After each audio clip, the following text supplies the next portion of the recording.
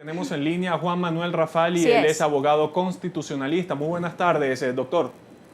Sí, buenas tardes, a la orden. En el transcurso del día se ha nombrado mucho la palabra usurpador, que el presidente Nicolás Maduro, en este caso Nicolás Maduro, se convierte en usurpador de cargo de la presidencia de la República. Pero legalmente, ¿qué significa esto?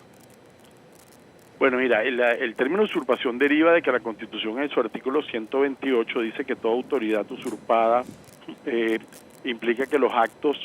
derivados de esa usurpación son absolutamente nulos, ¿no? Por eso es que se trae a colación el tema usurpación, y especialmente porque la Asamblea Nacional, tanto en el debate que dio el día 6 o el día 7, como en el discurso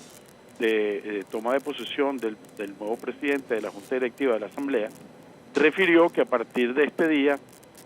Venezuela se encontraba ante una situación de ruptura del orden constitucional porque en criterio de la Asamblea Nacional, y así lo ha manifestado en varios acuerdos parlamentarios, no ha sido ungido como presidente de la República mediante unas elecciones auténticas, es decir, unas elecciones que respeten el principio de integridad electoral que está en los acuerdos y tratados internacionales y que, a decir de la Asamblea Nacional, es lo que justifica que realmente la representación internacional que ha venido es básicamente de segundo nivel, pues de funcionarios medios o de segundo orden de los gobiernos y de las jefaturas de Estado. Esa opinión de la Asamblea Nacional termina por implicar entonces que habría una situación que enfrentar, y vamos a ver qué es lo que va a hacer esa Asamblea Nacional, pero sobre todo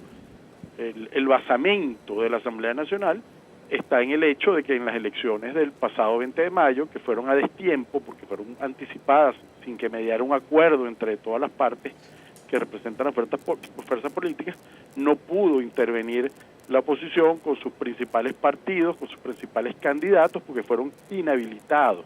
No se le dio el chance de una votación y de una inscripción oportuna y amplia en el registro electoral permanente a los millones de venezolanos que están en el exterior, y además las garantías de transparencia del proceso ni siquiera se cumplieron porque el único candidato distinto al presidente Maduro que participó, o los únicos dos, terminaron diciendo que las garantías que se le habían ofrecido se incumplieron y también impugnaron el proceso. De modo que por primera vez, y el hecho de que se haya generado toda esta polémica y todo este gran debate en torno al día 10 de enero, deriva de que si las elecciones del 20 de mayo hubieran sido normales, comunes, como han sido siempre las elecciones en Venezuela, no se hubiera armado esta laraca, toda esta gran incertidumbre y esta polvareda que se ha levantado. Y ha sido así nacional e internacionalmente porque, como les digo, no fue un evento normal el que ocurrió en el 20 de mayo, fue un evento a destiempo y con los principales partidos de oposición inhabilitados y con gente en el exterior que no tuvo manera de votar. Entonces, lamentablemente me parece que fue una pésima idea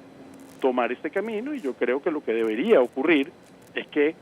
haya un gran concierto nacional, porque lo que necesitamos ahora es un gobierno que tenga pleno respaldo, un gobierno que tanto los factores que han venido apoyando la revolución como los factores que apoyan a la oposición se reúnan en torno a una figura para sacar al país adelante. Pues la situación que estamos viendo es crítica y se requiere de políticas públicas vigorosas, de poder articular todo un plan de recuperación real del proceso económico, y eso no se va a lograr con una presidencia que está comenzando nuevamente con todas estas sombras, con todas estas dudas, con esta confusión. Miren el día de hoy cómo ha sido, o sea, ha sido una cosa atípica, la ciudad militarizada, una cosa que se tiene que hacer en el Tribunal Supremo de Justicia, cuando lo natural normalmente es que se deba hacer en la Asamblea Nacional, porque la tienen inhabilitada con una sentencia. Entonces, esta anomalía en el funcionamiento de los poderes públicos no es buena para que el país pueda enrumbarse hacia un futuro mejor y hacia un proceso donde un presidente con pleno apoyo pueda tomar las medidas que hay que tomar en un momento tan difícil. Sea quien sea ese presidente, yo no quiero entrar en esa diatriba. Lo que estoy diciendo es que lo peor que le puede pasar a Venezuela en el momento en que se encuentre es tener un presidente que entra en el inicio de su sexenio, con un ambiente como el que hay hoy en día. Doctor Rafali, pero ¿cuál es el mecanismo legal para recuperar ese gobierno constitucional, para recuperar el hilo constitucional en nuestro país? Muy sencillo.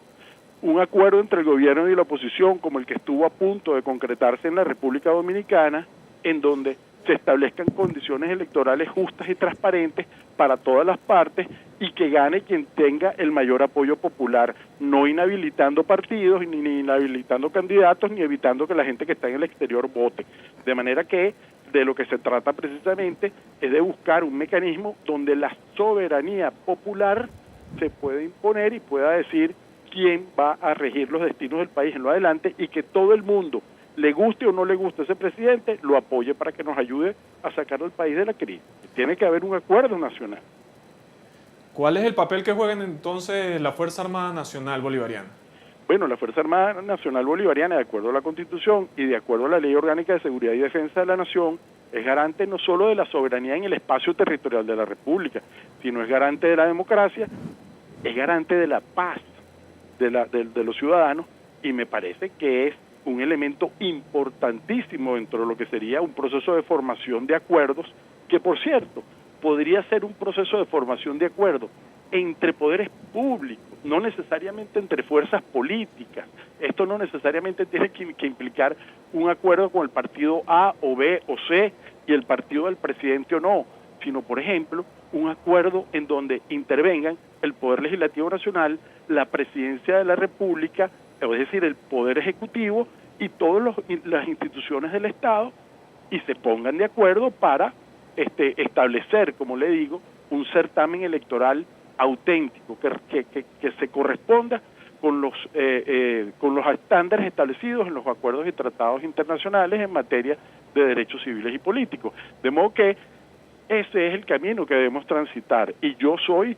un fiel creyente que ahí vamos a terminar, más tarde o más temprano, porque con este arranque el país va para peor. Esa es mi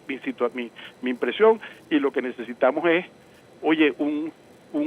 caballo con mucha fuerza que arranque ahora para llevar al país adelante con muchos cambios que se requieren desde el punto de vista económico, y que tenga el apoyo y el empuje de todo el mundo atrás, y no estas sombras, estas dudas y esta conflictividad entre los poderes públicos. Doctor Rafali, cuando llegue ese día, ¿qué va a pasar con la Asamblea Nacional Constituyente, que también ha sido declarada como inconstitucional por parte de la comunidad internacional y por el Poder Legislativo en Venezuela? Pero es que mire, la Asamblea Nacional Constituyente tiene por misión hacer una nueva constitución, y es lo que menos ha hecho.